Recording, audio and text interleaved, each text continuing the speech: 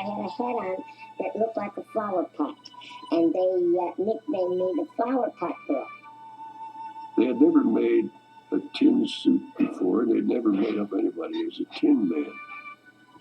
To me, the favorite part is listening to Judy sing. My father was the lion, and Dandelion he was.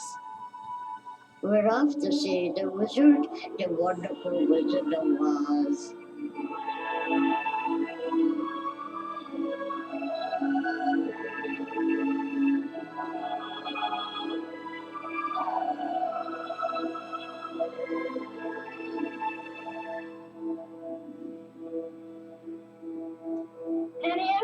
Really? You know what Miss Ghost said she was going to do to Kyle? She said she was going to... Dorothy, you stop with imagining things. You always get yourself into a fret over nothing. Now you just help us out today and find yourself a place where you won't get into any trouble. Some place where there isn't any trouble. The Wizard of Oz is, I think, still one of the most successful movies of all time. So a cult movie in some way, it's a cult movie to me. I'm a member of the cult, but so's everybody. So it's a very wide cult. It's the most mainstream cult of all. Oh, darling.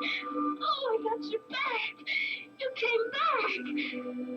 Oh, I'm so glad. The MGM film, other than the fact that it is ultimately revealed as being a child's dream, is a relatively faithful adaptation of the book, and I think that the movie did a good job of synthesizing those episodes into a 3-act structure. The characters in the movie, of course, start in Kansas and go to Oz and have dual roles. Are you all right, Dorothy? Yes, I'm all right. Oh, I fell in and see... Why, see, you're just as scared as I am. Why, you're nothing but a great big coward. You're right. I am a coward. I haven't any courage at all. I even scare myself. But in the book, she literally goes to Oz in the tornado and is sent back at the end. The movie goes a little beyond the somewhat simplistic, there's no place like home, and not to minimize that sentiment, which I think is a very genuine and very sound one, but one of the lasting appeals of the movie is that it is about a search for identity, or in the case of this movie, a search for a series of identities. And who might you be? No, now, don't tell me. Let's see, you're traveling in disguise. No, that's all right. You're going on a visit. No, I'm wrong. That's by the way. You're running away. How did you guess? Professor Marvel never guesses. He knows. The Wizard of Oz cannot be taken out of context with the period in which it was made, 38, a World War looming. So you have this cyclone approaching in the depressed world of Kansas. It is in depression, black and white. You go to Oz. You have a fascistic witch with her soldiers. That's right. Don't hurt them right away. We'll let them think about it a little first. Years later, I saw a cartoon that was done in Utica Dispatch, just after the movie opened. And it had Hitler in the witch's outfit, and England was the lion, and it used the exact metaphor. I mean, as an adult, I understood that. As a child, I was just into the feelings. But Wizard of Oz had this prophetic and positive outcome, which is they killed the witch. They brought home the broom. We've done what you told us. We brought you the broomstick of the Wicked Witch of the West.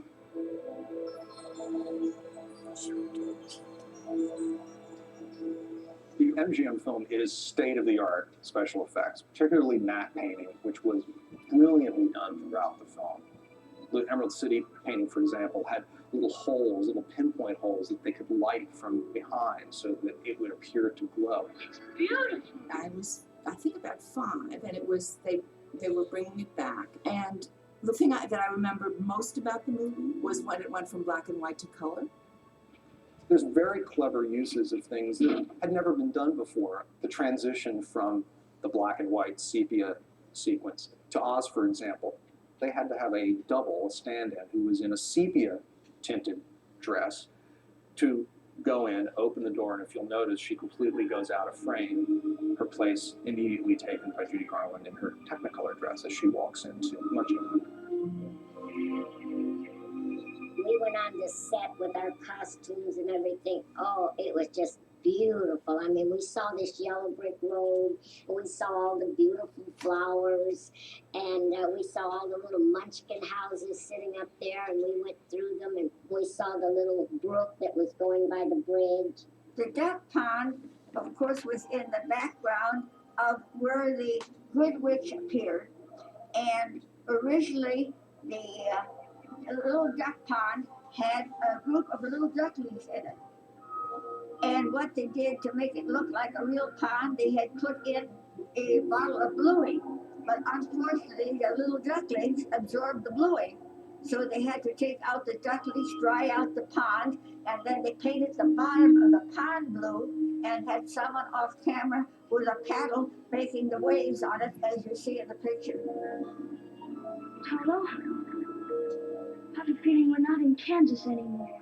My first thoughts of the set that Munchkinland was in was humorous, very, very large. I guess what amazed me more than anything else is all of the power cards running around on the floor. It was beautiful. All the flowers looked so beautiful, breathtaking. I was wondering how far the yellow brick road went. The road looked like it went 200 miles away, and I noticed it went up to about 150 feet and went up the wall. The director told one of the prop men to take all of us in to the different studios. And so here we go into this one studio, and here's a beautiful fruit trees. Oh, apples! I motioned to my roommate. I says, you know, that darn tree made a face at me. He says, you're crazy. There's no such a thing as that. Ouch! What do you think you're doing? We've been walking a long ways and I was hungry and... Did you say something? She was hungry. She was hungry. Pretty soon he apologized. He says, I saw the same thing. Oh dear, I keep forgetting I'm not in Kansas. I'm the only child in the audience that always wondered why Dorothy ever wanted to go back to Kansas. Why would she want to go back to Kansas in this dreary black and white farm with an aunt who dressed badly? It seemed mean to me. And just listen to what Miss Ghost did to Toto. She honors and please by trying to come. When she could live with magic shoes, winged monkeys, and gay lions. I never understood it. Put 'em up. Put 'em up.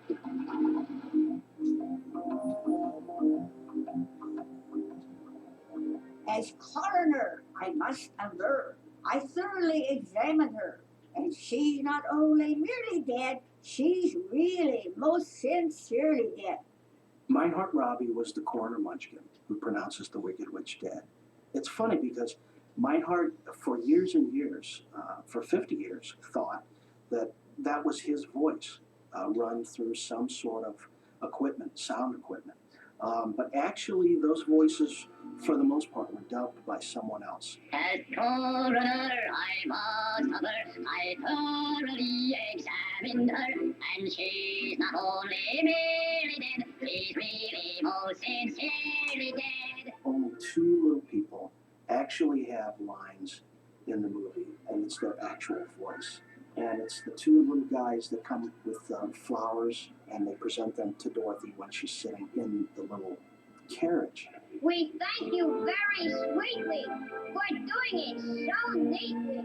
You've killed us so completely that we thank you very sweetly. Let the joyous news be spread. The wicked old witch at last is dead.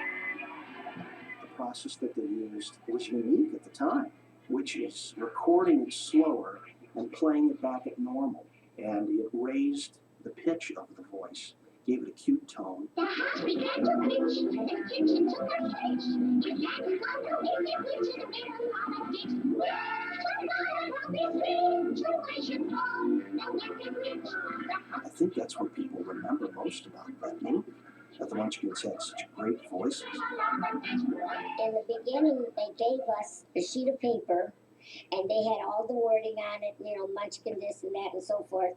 And we would sit there and rehearse and sing the songs and rehearse our parts and so forth.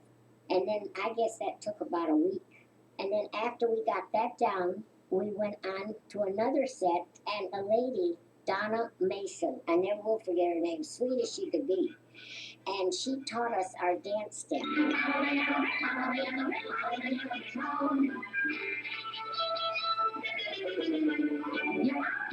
don't mean to take any pleasure, but when a dance director says, Donna, you do something like a skip, and you try to do something half decent, they like it, you assume that you did it, you know? It wasn't anything difficult, but it seemed to be something that's remembered from the picture.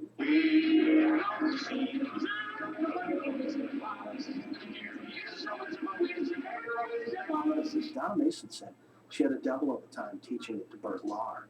And what I liked about it is she described it so beautifully. She said that Bert Lahr was so beautifully clumsy, but she loved him for it. And I can see him being that way, not really a dancer at heart, and just getting by with the steps, but doing it comically in such a funny way that it worked. Yes, sad believe me, missy, when you're born to be a sissy without the feminine vibe.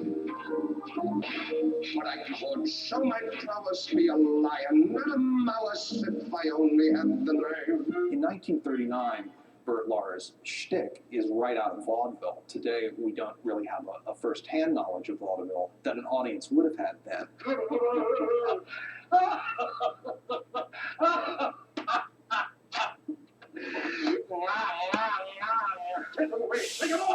One of the most wonderful things to know about my father is that he was a Leo. Somehow, of course, he was a Leo. That's one of the, certainly a secret to know about Dad. And there are many things to know about him. He was shy, that he was serious. He had a great sense of humor, but he didn't show it all the time because he was a quiet, shy person and a man of few words. I command each thing be it fish or fowl, with a whoosh and a whoosh and a royal growl. I always thought at the end when Dorothy kissed the Scarecrow and said, I'll miss you the most, I always thought that was the one thing. I said, no, you're going to miss the lion the most. He was so adorable. Goodbye, Lion. You know, I know it isn't right, but I'm gonna miss the way you used to holler for help before you found your courage. I would never have found it if it hadn't been for you.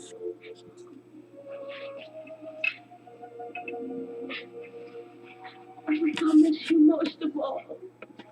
I never really liked that she was playing favorites. And then years later, as I learned more about the making of the movie, that line is actually a holdover to a subplot that had been jettisoned very early on in the script process, in which, in the Kansas segment, the Ray Bolger and Judy Garland, the Hunk and Dorothy characters, were supposedly having an innocent romance. Oh, Hunk, you just won't listen, that's all. Well, your head ain't made of straw, you know. So that was the connection that led to that final line. But of course, that material was never shot. I was at MGM, and one day Arthur Freed came into the rehearsal hall, said, meet your new partner, and there was Judy Garland. And they didn't know what to do with her, but they kept Judy under contract.